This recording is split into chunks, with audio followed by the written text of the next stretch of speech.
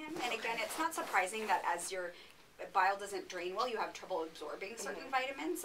So the one levels we got back were, I think, the vitamin E level and the vitamin A. So his E level looked fine. His A was just a little bit low. The D we don't have back yet, but we were thinking for now maybe to just double his A-Dex. So to give 2 milliliters instead of 1. Okay. Perfect.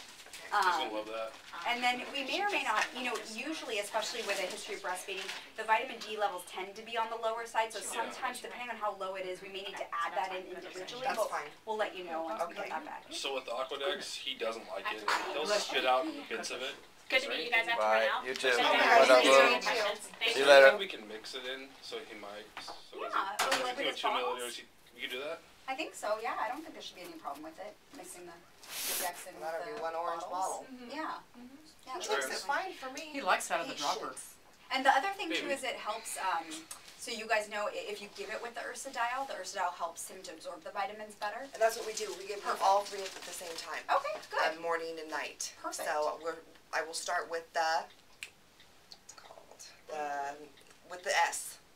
But you guys call it something else. Bactrim? The Bactrim. Okay, Bactrim.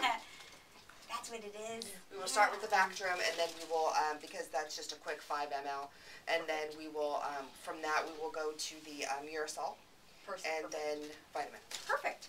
And then the other thing that Dr. Lou was thinking is, because sometimes we heard the MCT they don't like the taste as much. So one of the other thoughts that we had is to see if maybe this would also help him take even more, you know, of those bottles than he does, is to try and actually pull out the MCT from the bottle. So I don't know if it's going to him directly. Yeah, exactly. Yeah. Yeah. We Are want to they make still you going happy. to admit him? Or No. Yeah. You missed that. I missed that part. We were getting overly worried about you before you came in. You were so chunky. Let's go home. Yeah. That's what I've just been happy with this this weight gain for like the last month or two. It's been kind of gradual, but from the last appointment, it was 2 weeks ago till when he was in the ER a couple days ago, there wasn't much of a difference. They were all scared and worried about that. But between you know the ER visit to here, he's gained like 3 ounces. Yeah. Weight gain happens But like weight I think loss. that's because of the Why medicine. not? Yeah. I know. What medicine?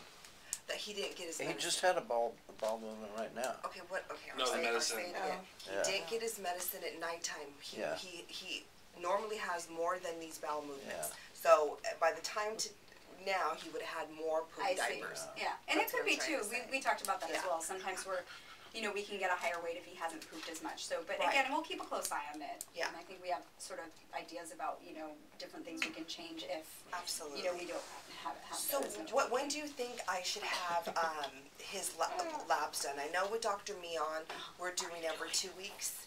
Now, do you want me to go to my local Kaiser and continue that every 2 weeks or every 1 week, or how do you want it? That's a good question. I don't know that we necessarily need to check them that frequently. Like especially if we're not, like if the blood goes away and that's not an issue. We always have a little bit of a different schedule, but I'll talk to Dr. Lou and see what she thinks about that. It might be that you can space them out to like a month, as long as nothing else has really changed. How about the water fluid buildup? Yeah, and sometimes it's hard to tell. I think it'll be good to have the ultrasound because that sometimes can be a little bit more sensitive. But he certainly doesn't feel like very full and I think when they did an ultrasound before, he didn't have a lot. Right, I think that's what there. it said. So if he does, it's probably very minimal. Okay. Yeah. Oh, that's terrific. Yeah. What you just did, Any other things on your guys' minds or questions I can answer for you? Yes, I do. I think you've done a good job. I just want to go over the game plan really quick. So basically, we're going to up his Aquadex to 2 mLs. And then you're going to let me know whether we're going to add the vitamin D. Yes. And then we're going to give him his MCT oil directly, okay, instead of in the bottle. And then we're going to obviously keep looking for the blood and see if it was just from, the little tear. And then you're going to let me know from there whether I should go on the no dairy. Yeah, exactly. But basically, no matter what, I'm going to up the progestin-mill. Yes. Yeah. And I'm going to up it with less water, right? More. Okay. All right.